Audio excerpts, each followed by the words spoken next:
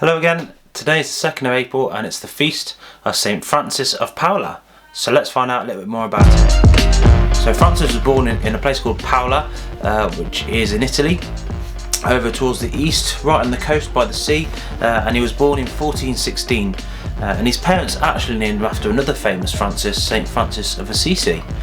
And it was actually on a pilgrimage that he went on with his parents to Assisi at the age of 15 that St Francis decided that he wanted to become a hermit. So a hermit is someone who goes off and lives by themselves for a period of time.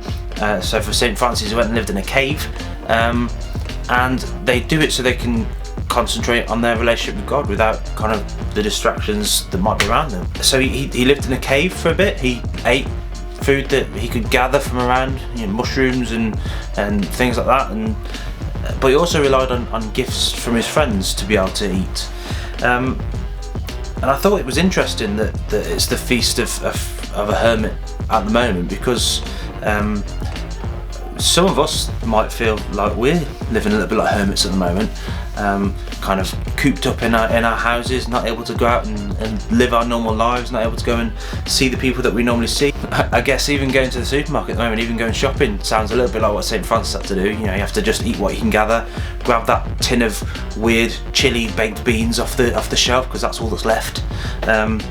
But what I thought was really interesting is that even St Francis, a hermit who dedicated his life to living by himself, had to rely on his friends for help. And I think that's a really important thing for us to remember, that at the moment, even though we can't see our friends face to face, it's important that we still keep in touch with them, that we still rely on them, that we share what we're worried about. Just get in touch with them to have a chat, play FIFA online with them, just keep those relationships going.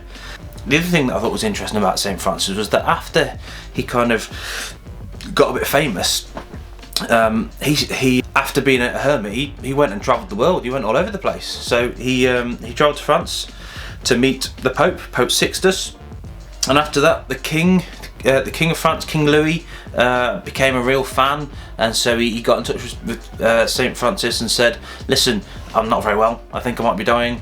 I want you to perform a miracle and stop me dying."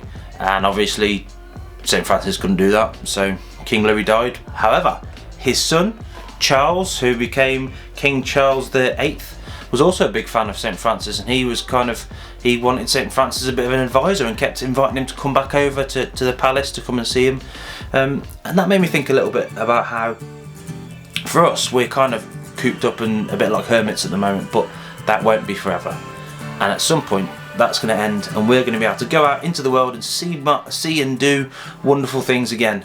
So, I've got a mission, a bit of a challenge for you today.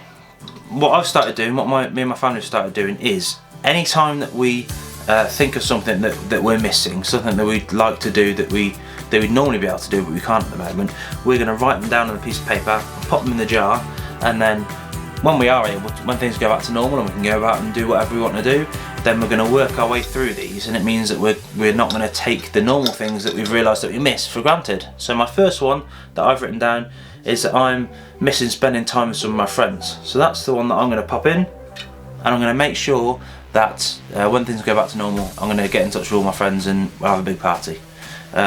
So I wonder if you can maybe do something like this with your family. Anytime you're missing something, write it down on a slip of paper, pop it in a jar, and then when everything's back to normal, we can open the jar and work through these things and make sure that all these things that we're missing, we can thank God for and be really pleased about.